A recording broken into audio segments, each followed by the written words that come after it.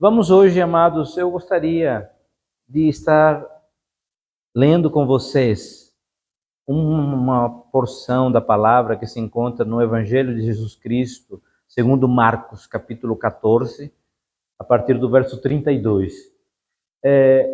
Eu entendo, amados, que todos nós temos lutas, todos nós passamos por problemas, por dificuldades. Alguns é uma escala, é uma proporção maior do que outros. Alguns problemas são diferentes do que os outros, mas eu queria extrair algumas lições a partir da vida de nosso Senhor Jesus Cristo, do momento mais difícil que ele enfrentou e que nós podemos extrair para a nossa vida. Hoje é culto de ceia, nós estamos aqui celebrando, né, ao Senhor pelo sacrifício, lembrando daquilo que o Senhor fez por nós. Você e eu, nada do que nós pudéssemos fazer iria nos salvar, nada. Mas o sacrifício de Cristo foi o único sacrifício que nos deu esse livre acesso ao Pai. Então vamos ler o que diz aí, Marcos capítulo 14, a partir do verso 32 em diante. Diz assim a palavra do Senhor: E foram a um lugar chamado Getsêmani, e disse aos seus discípulos: Assentai-vos aqui, enquanto eu oro. Vamos prosseguir. E tomou consigo a Pedro e a Tiago e a João e começou a ter pavor e angustiar-se. Olha o grau de dificuldade que Jesus estava enfrentando nesse momento. Ele começou a ter pavor e a angustiar-se, e angústia. Verso 34. E disse-lhes: A minha alma está profundamente triste até a morte. Ficai aqui e vigiai. E tendo ido um pouco mais adiante, prostrou-se em terra e orou para que, se fosse possível, passasse dele aquela hora. E disse: Abba, Pai, todas as coisas te são possíveis. Afasta de mim este cálice. Não seja, porém, o que eu quero, mas o que tu queres. E chegando, achou-os dormindo e disse a Pedro: Simão, dormes? Não podes vigiar uma hora?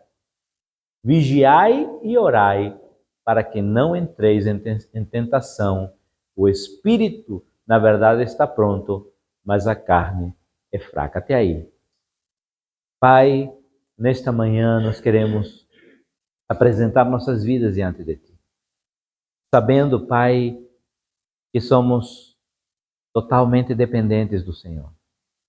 Pedimos, Pai, a iluminação do Espírito Santo para que possamos compreender a Tua palavra, para que a Tua palavra, que é viva, eficaz, que é lâmpada para nossos pés, é luz para o nosso caminho, não possa apenas ser compreendida, mas que nós possamos vivenciá-la a cada dia.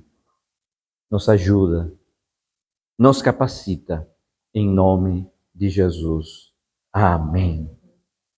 Aqui, amados, Jesus ele está enfrentando a batalha mais forte da vida dele aqui na terra. Ele está enfrentando um momento mais difícil, mas para isso nós precisamos entender o que significa Getsemane. Getsemane era um termo usado naquela época para um lugar de prensa, para um lugar onde era feito o azeite. Então aí as azeitonas eram prensadas e passavam por aquele processo, eram esmagadas e aí saía o azeite. Esse azeite de oliva que nós, né, colocamos na salada, era prensado naquele momento. Obrigado, filho. Então, naquele lugar de ser moído, de ser exprimido até o mais profundo, Jesus estava naquele lugar. Aquele lugar não era um lugar desconhecido para Jesus. O Getsemane era próximo do Monte das Oliveiras e de frente para o Monte Sião, locais que costumeiramente Jesus ia orar. Então não era um lugar desconhecido para Jesus. Ele conhecia bem esse lugar. E não foi à toa que ele escolheu Getsemane para poder orar naquele momento tão difícil. É um momento de dor, onde você é espremido como uma azeitona, mas não é espremido para que você morra, é espremido para extrair o melhor de si. Esse é o propósito. Cristo ele quer nos ensinar, em primeiro lugar, que o Getsemane, ou o lugar, ou o momento que você está vivendo, por mais difícil que ele seja, não é para a sua destruição, para a minha destruição. É para que a gente seja espremido a tal ponto que o melhor da gente possa sair. É importante que a gente entenda isso. E é nesse momento que Jesus está, então, vivenciando. João capítulo 18, verso 1, vai nos falar um pouco desse local de entrega, né? Tendo Jesus dito, saiu com seus discípulos para além do ribeiro de Cedrão, onde havia um jardim, na qual ele entrou com seus discípulos. Esse era o jardim, era o Getsemane. Ele estava naquele momento, naquele lugar, porque ele sabia o que vinha pela frente, ele sabia o que precisava enfrentar. E olhe, vou lhe dizer uma coisa com toda a sinceridade, eu sei que você sabe o que Jesus enfrentou naquele momento. Nem você nem eu somos capazes de enfrentar. A gente não pode nem imaginar. Por mais difícil que seja a sua luta, a minha luta, não se compara a 1% aquilo que Jesus passou naquele momento. E nós vamos extrair desse tempo, desse momento tão difícil, porque Jesus estava se preparando para a sua grande jornada sacrificial. E aqui vamos ver 4 lições. Eu quero ser breve, porque temos a ceia também, e muito objetivo nessa mensagem. 4 lições que podemos extrair desse momento tão marcante para a nossa vida quando passarmos por problemas e dificuldades. Aqui todo mundo já passou por algum problema e dificuldade ou ninguém? Ou está passando, né? Imagine o que está passando famílias lá no Rio Grande do Sul. Imagine o que as famílias na Ucrânia estão passando. Imagine o que as famílias lá na faixa de Gaza estão passando. E muitas vezes a gente se queixa porque faltou o dinheiro para a gasolina, para o gasóleo. Tem tanta gente que não tem um carro para andar, porque foi totalmente destruído tudo. Por isso nós precisamos mais entender que a gratidão precisa preceder tudo. Quando a palavra diz nem graças por tudo, é por tudo. É na fartura e na faltura mesmo. É tudo, tudo precisamos agradecer ao Senhor. E aí a primeira lição que podemos extrair, amados, desse momento tão marcante para a vida de Cristo, está no versos 33 e 34, desse capítulo 14 de Marcos. E tomou consigo Pedro e Tiago e João e começou a ter pavor e angustiar-se. E lhes disse-lhe, a minha alma está profundamente triste até a morte. Ficai e vigiai. A primeira lição é a lição da tristeza. Todos nós já passamos por tristeza na nossa vida. Nenhum de nós está imune a esse sentimento. Eu já fiquei triste muitas vezes, ainda fico e ficarei. Esses dias aí eu fiquei triste por algumas situações que vivenciei. Mas eu preciso entender, amados, que desses momentos, eu preciso extrair o melhor de mim. Eu não preciso ficar revoltado, praguejando, falando mal. Não. Eu preciso extrair o melhor de mim. E aí Cristo nos ensina isso. Precisamos entender, amados. Novamente eu quero dizer que, entendendo que nada se compara, nada do que nós estejamos passando aqui, se compara ao que Cristo passou naquele momento. E Jesus estava enfrentando o momento mais difícil da sua vida, tanto que ele estava apavorado. Você entende o que é estar apavorado? Alguém já conviveu com alguém que tem a síndrome do pânico? E não, olhe tudo. Um triz, a pessoa já fica assim. Mas como é que aconteceu isso com Cristo? Se ele era 100% Deus, mas ele também era 100% homem. E nesse momento, ele sabia que essa tristeza, que esse processo que ele estava passando significava uma coisa, amado. Eu quero que você entenda isso. Cristo estava passando por esse processo, enfrentando esse momento, sabendo que a poucas horas, ele precisava estar separado do Pai. Sabe o que significa isso? Ele estava angustiado, não pelos chicotes que iria receber, não pelos cravos nas mãos, não pelo sofrimento, mas a maior tristeza de Cristo era a separação do seu Pai, porque ele era um com o Pai. E sabe por que ele estaria sendo separado? Porque ele precisava carregar os seus e os meus pecados, as suas e as minhas iniquidades, as suas e as minhas transgressões, as suas e as minhas maldições. Tudo que não prestava em nós, ele carregou por você e por mim.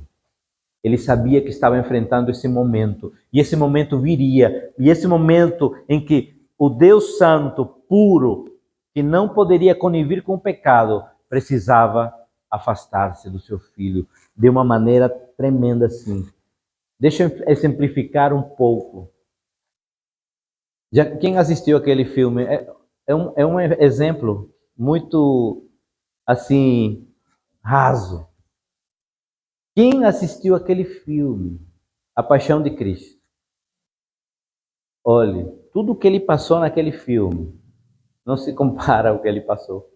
Foi forte, o mais forte que eu assisti até agora, mas não se compara. E aí ele estava triste, profundamente triste.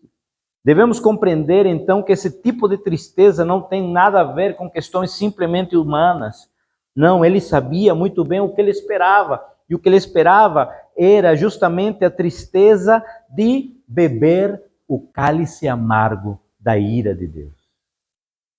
Esse cálice amargo da ira de Deus que estava preparado para mim e para você.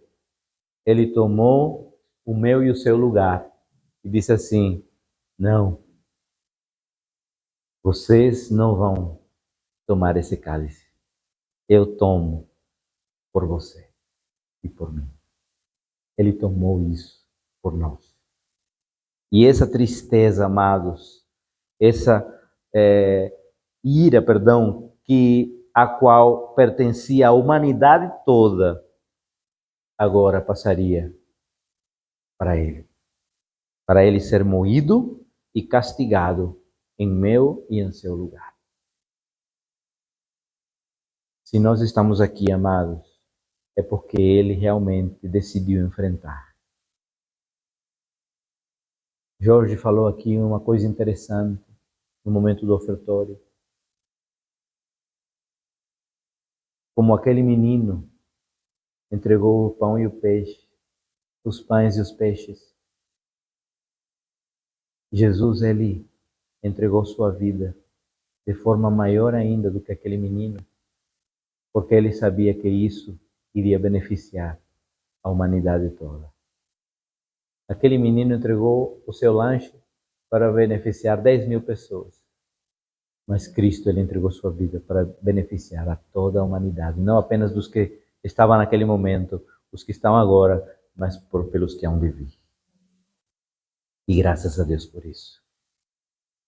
Nunca vamos valorizar a nossa redenção se não entendermos aquilo que Cristo sofreu por nós ao assumir o nosso lugar. Nunca. Nunca vamos valorizar. Você e eu precisamos entender isso, dar valor àquilo que realmente tem valor. A gente se apega tanto às coisas da terra, né? A gente quer dar valor a bens materiais. Nada contra você ter uma casa boa, bonita, um carro bom, mas isso passa. Isso não vai trazer a salvação a você. O que vai trazer a salvação a você é a valorização daquilo que realmente tem valor. E o que tem valor? Sendo redundante, né? Valorização do que tem valor. É a sua tão grande salvação em Cristo Jesus. Isso tem valor. Ninguém pode tirar de você. Um carro, se for financiado, uma casa, se for financiada, o banco toma. Ou até os herdeiros tomam. Mas a tão grande salvação pessoal, ninguém pode tomar. Ninguém está garantizada a todos aqueles que creem. Quantos creem aqui? Eita, tem alguns que ainda não creem. Vamos pregar agora. Quantos creem aqui? Amém. Glória a Deus. Glória a Deus. E isso, amados, que precisamos entender, então, extrair da lição da tristeza de Cristo, entender que precisamos valorizar esse momento de tristeza de Cristo e precisamos assim também entender a nossa vida, ela vai enfrentar isso, mas tudo passa. Tudo passa. Teve momentos difíceis na nossa vida, né, amor? E nós sentávamos à mesa para orar e eu olhava para ela, dizia: minha filha, vai passar. Vai passar. Porque tudo passa. Vai passar. Então, a tristeza, ela também passa.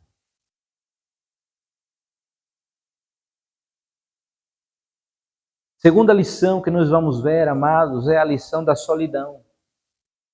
Versos 35 em diante. E tendo ido um pouco mais adiante, prostrou-se em terra e orou para que se fosse possível, passasse daquela hora. E disse: ah, Pai, todas as coisas te são possíveis, afasta de mim este cálice. Não seja, porém, o que eu quero, mas o que tu queres. E chegando, achou-os dormindo. E disse: Pedro, Simão, tu dormes? Não podes vigiar uma hora só? Vigiai e orai, para que não entreis em tentação. O espírito, na verdade, está pronto, mas a carne é fraca. A lição da solidão é marcante na vida de Cristo, porque se nós vermos, né, a vida de Cristo, antes daquele momento, o que estava acontecendo? Ele passava e realizava milagres. E quando realizava milagres, o que acontecia? Multidão. Muitas pessoas. Sabe por quê? E aqui eu quero ensinar a igreja com muito amor. Você é filho de Deus, filha de Deus, não precisa andar correndo atrás de movimento. Você não precisa, porque fulano de tal está lá pregando e cura, e impõe as mãos. Olha, servimos ao mesmo Deus ou não?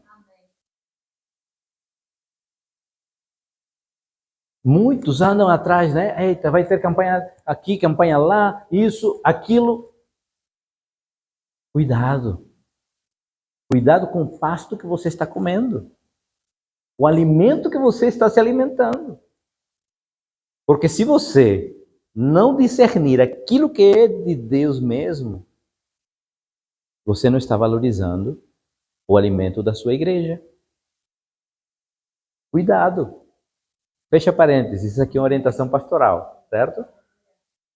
Então, amados, nós precisamos entender que nesse momento Jesus realizava milagres e a multidão cercava. Jesus estava ensinando no barco e multidão, os discípulos primeiros mais chegados, estavam aí aprendendo. Ele estava cercado de uma multidão quando fazia milagres. Ele tinha muita gente quando ensinava. Mas agora, no momento mais difícil da vida dele, ele estava só. E não é diferente conosco. No melhor momento seu, no momento do auge da sua carreira, financeiro ou acadêmico, sempre você vai estar rodeado de muitas pessoas. Mas no momento da dificuldade, você conta com quem está. Isso é uma realidade. E não foi diferente com Jesus. Jesus estava naquele momento entendendo que precisava passar só. Mesmo assim, ele convidou os discípulos, Pedro, Tiago e João, vamos. Eles eram os mais próximos. Isto me ensina uma coisa que não tem nada a ver com essa parte da solidão, mas eu quero que você entenda isso. Nós precisamos ter amigos que orem por nós, mesmo que eles durmam orando.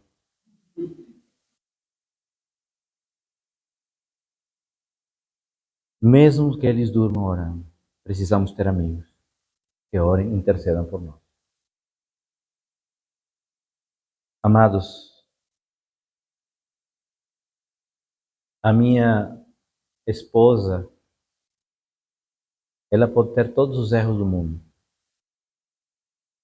mas ela acorda de madrugada para interceder por cada um de vocês.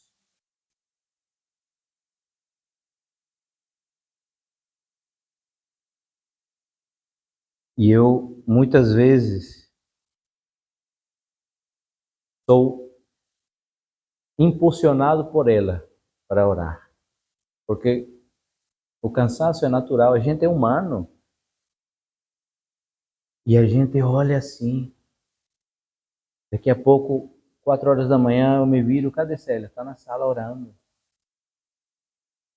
Isso não quer dizer que ela seja melhor do que eu, melhor do que você, não. Mas eu quero dizer que aquele que ora por você, ele precisa ser realmente considerado como seu amigo. Aquele que bate assim nas costas, eita, estou contigo, viu? Nem sempre está contigo. Então nós precisamos entender. Jesus em nenhum momento ele falou com os discípulos, Pedrito, Joãozinho, Tiaguinho, eu te amo. Não. Porque a gente quer sempre, a gente é carente, realmente, somos carentes. Quando Jesus falava, Pedro, pedi para você vigiar 1 hora. A cabra da peste, como dizem no Nordeste, né? Precisamos entender, amados, que Jesus ele estava nesse momento só. Porém, quando sua alma estava angustiada até a morte, a ponto de ele suar sangue, ele estava sozinho. E essa lição me ensina uma coisa, amados. Eu preciso também entender que na nossa vida existe um paralelo aqui. Muitas vezes, quando estamos passando por momentos difíceis, nós vamos estar só. A solidão vai ser real. Mas isso não quer dizer que a gente precisa praguejar.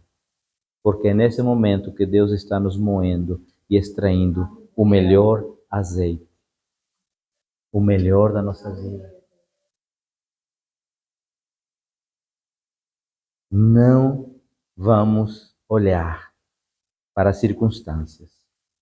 Logicamente que a solidão que Jesus passou é única.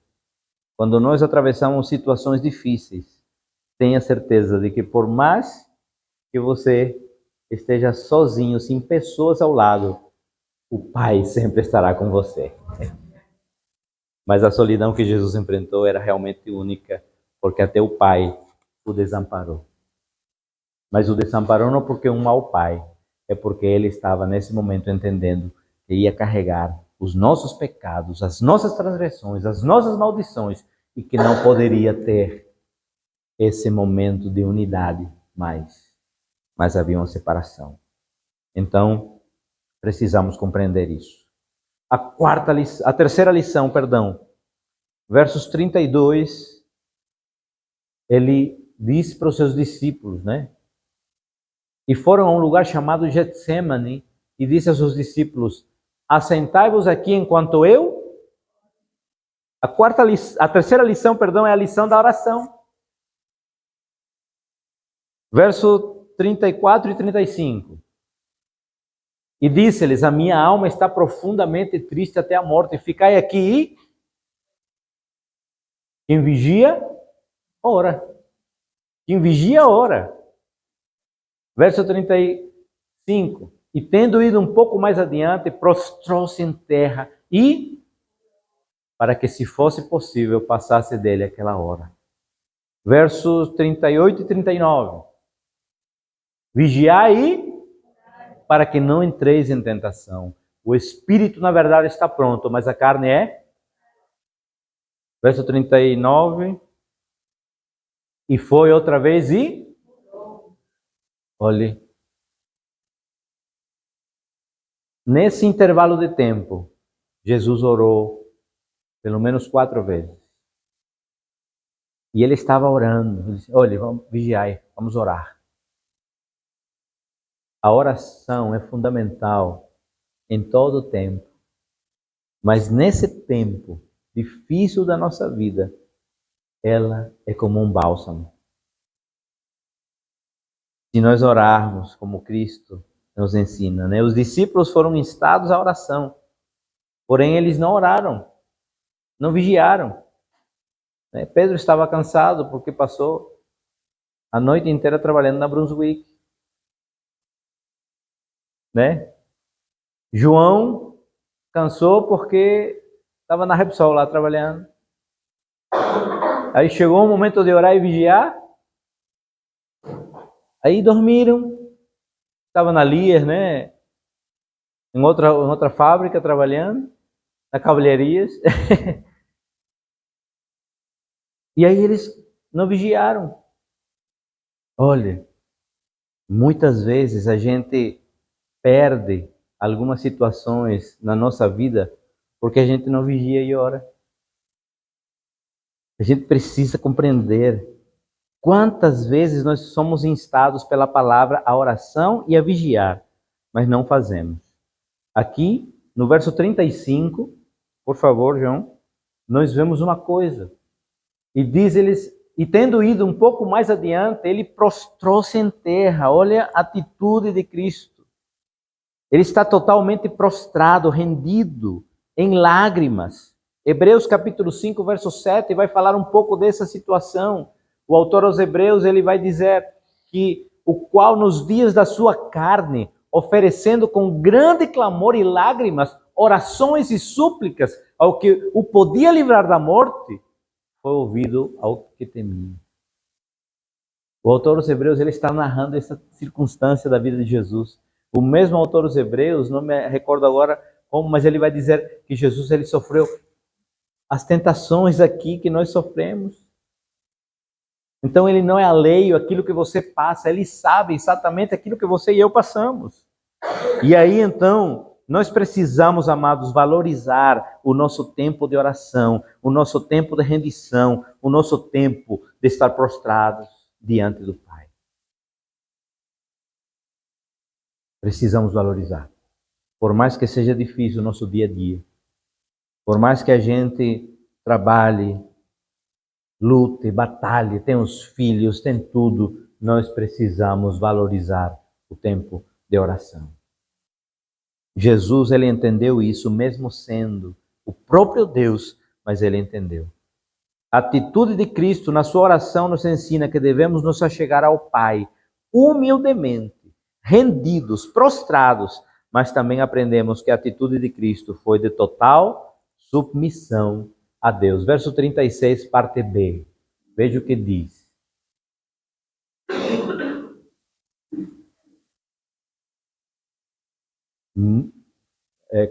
Marcos 14, 36.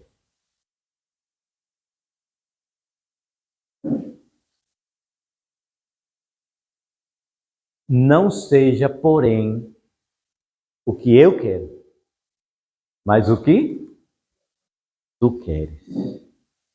Em outras versões dizem, não se faça conforme a minha vontade, mas a tua. É importante que a gente entenda. Quantos de nós, muitas vezes, por não recebermos aquilo que a gente pede, ficamos como aquelas crianças mimadas? Eu quero, eu quero, eu quero. Quantas vezes? Quantas vezes a gente fica, né? Eu quero isso, eu quero aquilo, Senhor, não sei o quê, e começa, né? Aquela, como é o nome? Esperneio, né? Aquela birra, esperneio, birra. Eu fui um pai assim, sou, né? Ainda, mas quando o Jonathan era criança, foi muito duro. E às vezes eu olho assim, né? Algumas circunstâncias na rua mesmo, e hoje as crianças parecem que fazem o que querem. Eu olhava assim, Jonathan já sabia. Mesmo pequeno, ele levava chapada, como dizem aqui, né? É uma chapada com amor. Precisa, é necessário. Por quê? Porque senão vai crescer sem entender que há uma disciplina. O pai que ama, disciplina, diz a palavra. Claro que a disciplina não é espancar, certo? A disciplina não quer dizer espancar, é você corrigir. Cada vez que eu corrigia, depois da correção, depois do choro, eu sentava com ele e dizia: meu filho, papai corrigiu, bateu por conta disso. Você entende? Porque amo você. Era ou não era? E é assim. Então, muitas vezes a gente vai crescendo e fica assim, né? Birrento. Não, nós não precisamos entender. Cada vez que você ora, que você clama ao Senhor, você tem que dizer: Senhor, eu te peço isso, mas que não seja feita a minha vontade. Sabe por quê? Porque minha vontade, ela é imperfeita. Porque a minha vontade, ela é desagradável. Porque a minha vontade, ela não é boa. Mas a tua vontade, ela é boa, é agradável e é perfeita. Sempre o que Deus quer para nós é o melhor. Por mais difícil que seja a situação, a circunstância que nós estejamos vivenciando. Então, nós precisamos aprender que em momentos difíceis da vida, a oração é fundamental. Mas uma oração que diga: Senhor, estou passando por isso, contudo, não seja feita a minha vontade, mas a tua. Amém? Quarta e última lição é a lição da confiança. Versos 36, capítulo 14, verso 36, na parte A. E disse: Abba, Pai, todas as coisas te são possíveis. Abba, Pai, sabe o que significa Abba, Pai? Papai era o termo em aramaico usado naquele tempo para dizer assim, aquele termo íntimo, papai. Ou no Nordeste, né? No Nordeste chama-se painho, né? Eu acho tão bonito quando o Jonathan, painho. Mas é isso, intimidade. É intimidade. Mas não só intimidade, é dependência. É confiança. É confiança. E Cristo, Jesus, ele sabia, ele disse assim, quando Jesus inicia a sua última oração, antes de se render totalmente, ele disse: Paizinho, papai, todas as coisas te são possíveis. Afasta de mim este cálice. Não seja, porém, o que eu quero, mas o que tu queres. Quando Jesus então inicia, ele disse: Abba, Pai. E aí Cristo, ele sabe que apesar do sofrimento que ele espera, das circunstâncias que se advêm, precisava confiar totalmente naquele que tem todo o controle do universo nas suas mãos. Ele sabia, amados. Sabe por que muitas vezes eu descanso.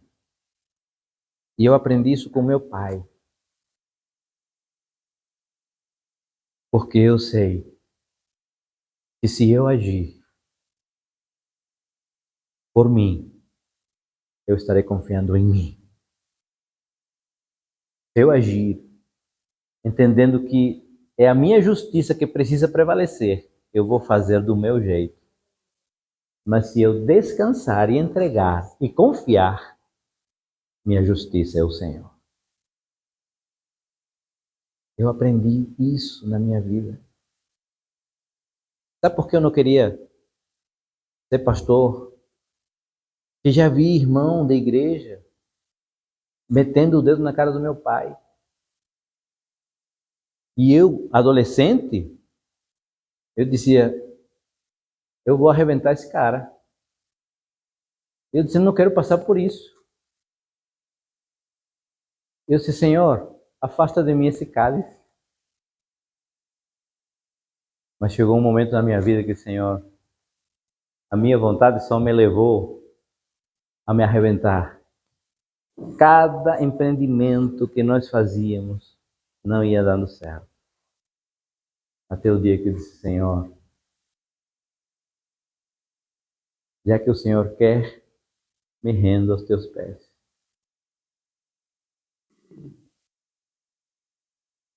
E aí a gente precisa compreender isso, amados. Nossa confiança, ela precisa estar depositada no Senhor.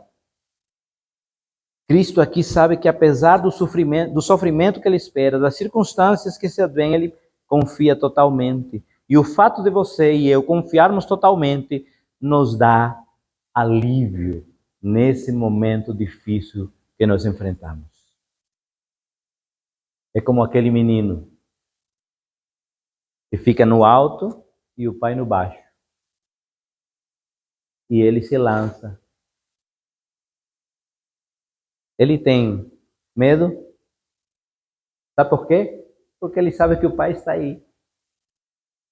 Ele não está nem aí, ele se joga. E o pai segura nos braços. Por quê? Porque nenhum pai, nenhuma mãe aqui quer que seu filho se arrebente no chão. Mas vai segurá-lo. Papai, Abba Pai, ele nos segura nos seus braços. Precisamos confiar totalmente no Senhor. Lucas capítulo 22, verso 42. Para encerrar, esse texto de Lucas, ele fala um pouco mais profundo e diz assim, dizendo, Pai, se queres, passa de mim este cálice, todavia não se faça a minha vontade, mas a tua. Versos adiante. E apareceu-lhe um anjo do Senhor, que o fortalecia. Naquele momento mais difícil da sua vida, Deus ele vai mandar providência para fortalecer o seu coração. Naquele momento mais difícil que você enfrenta, Deus manda os seus anjos. Deus ele envia fortalecimento para a sua vida e você e eu nunca seremos desamparados. Naquele momento, o que mais precisava, Jesus mais precisava, ele enviou um anjo para fortalecê-lo. E o anjo do Senhor, ele fortalece o cansado. Ele dá forças àquele que está com o coração quebrantado, abatido. Ele renova. Por isso, amados, quando dependemos de Deus, ele envia anjos para nos fortalecer. Ele envia a providência do alto. Não desfaleça. Por mais difícil que seja o momento, por mais complicada que seja a situação, entenda uma coisa, a primeira lição, você, por mais que esteja triste, agradeça. Agradeça pela providência do Senhor. Por mais que você esteja só, de pessoas o rodeando, saiba, Cristo esteve só, mas você jamais estará só. O Pai não vai desamparar sua vida. Terceira lição, você precisa orar. Nós precisamos orar, precisamos buscar, clamar, para poder entender a vontade de Deus. E quarta, a confiança no Senhor total, porque é Ele que nos fortalece. Feche seus olhos, abaixe sua cabeça. Faça sua oração.